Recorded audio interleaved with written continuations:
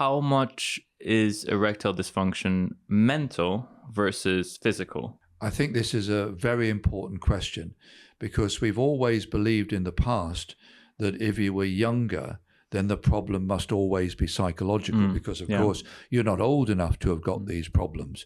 But that is clearly untrue, because if you look at all the statistics now, young men are developing type 2 diabetes in their late teens and early 20s. And of course, with that goes the high blood pressure, raised cholesterol, etc., and also low testosterone levels. And I see a number of patients, for example, who are gym goers, who are using supplements, even anabolic steroids in the gym. And what these do is they suppress your own natural testosterone production, which I'm sure we'll get onto in a moment. And this can be the presenting symptom. They come along with erectile dysfunction.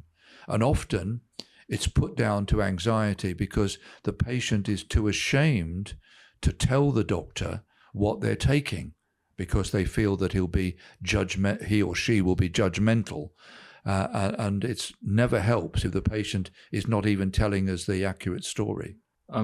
There are some questions that are sometimes raised about erectile dysfunction treatments, or particularly in tablets, being used as a performance enhancement. Do you see that in your practice? Do you see that as a problem? I don't see this as a problem at all, because in the definition, it says sufficient for satisfactory sexual activity. Now, satisfaction is something that's judgmental. Only the person themselves knows whether they're satisfied. And not only that, you've got to satisfy a partner. And that can be very difficult at times. If you've ever had a partner who said something like, "Was that it?" then clearly you haven't satisfied that partner. So therefore, sex won't have been satisfactory for you. And who is this third party to tell you what is satisfactory for you or not? So patients have different expectations at different ages, different relationships. And so that's what we should be targeting for treatment, not some preconceived idea that the doctor might have. And so I never try to bring my ideas into the arena of the consultation. It's about the partners and patient satisfaction. So you think it's a little bit of a myth that these drugs are utilized kind of, or abused in a way that they're used for performance enhancement? Well, it is performance enhancement, because we want the sexual experience to be the best it can possibly be. For the benefit of both individuals, I suppose. And I doubt whether a partner has ever said to any man, "That's good enough. I don't want it any better." So I think this is a complete non-argument that we're talking about here.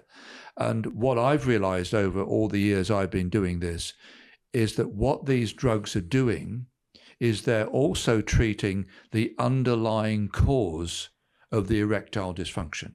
Because as I've said earlier, if the problem is due to poor blood flow through the arteries, these drugs improve the blood flow through the arteries.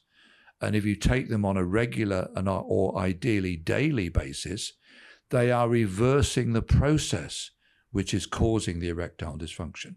Okay. So if you had a headache, the answer wouldn't be just to always take a strong painkiller. You'd want to know what the cause of your headache was, and you'd want the medical treatment to prevent your headaches, not just to knock you out for several hours whenever you get one, once or twice a week. Absolutely.